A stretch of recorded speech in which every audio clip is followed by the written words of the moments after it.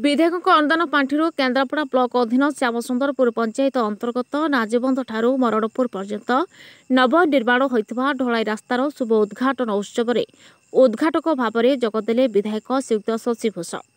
उद्घाटन उत्सव में 6 नंबर जोन जिला परिषद सभ्या श्रीमती निर्मला महांती, स्थानीय श्यामसुंदरपुर पंचायत समिति सभ्या श्रीमती उर्मिला सेठी, सरपंच श्रीयुक्त अंकुर चरण सेठी प्रमुख ए नूतन रास्तार उद्घाटन में उपस्थित रही।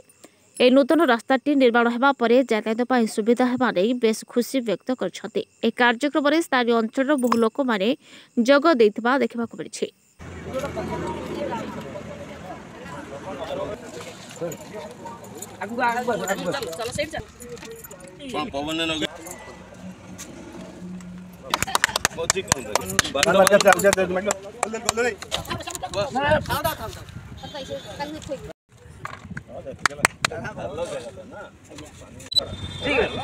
चलो किसी फाकल नड़िया पानी सुखी जाए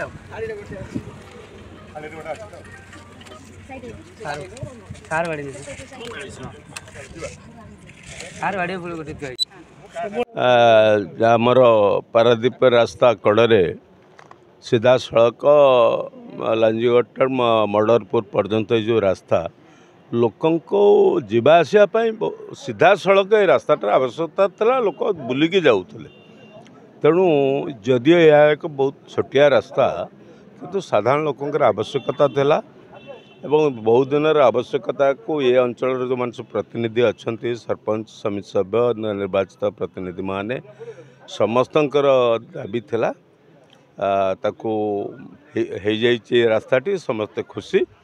तेणु ये छोट छोट जोटी विभिन्न जगार आवश्यक रास्ता अच्छी करने कारण कम्युनिकेशन हूँ सबुठ बड़ कथा संयोगकरण आजिर आवश्यकता। तेणु से दृष्टि छोटिया रास्ताटी हेले यहाँ लोकंर आवश्यकता को पूरण कर समस्ते खुशी मुझे खुशी। जगबंधु लेंका घर घर घर मरड़पुर एनएच रोड को मेन रोड को आम गाँ रास्ता पाई गोटे रास्ता आवश्यक थिला। आवश्यक फल अधा आई संपूर्ण होनी आउ किसी पैसा देले सेटा पूरण हम आम यातायात टे सुविधा बहुत कदर्य कारबार आम होलु या हो अधा है किसी हेले आम उपकृत हेबु। श्यामसुंदरपुर पंचायत समिति सभ्या उर्मिला सेठी ये जो आमर मरड़पुर ग्रामर रास्ताटा बहुत दिन है दीर्घ समय है रास्ता हो पार नाला। आज बहुत भाग्यर कथा आमर विधायक शशि भूषण बेहेरा ये रास्ता को पांठिरू अनुदान कर रास्ताटा आज माने भल भाव माने सुचारू रूप से श्रृंखलित भाव रास्ताटा निर्माण हो पारी से आम बहुत खुशी आम ग्रामवासी बहुत खुशी।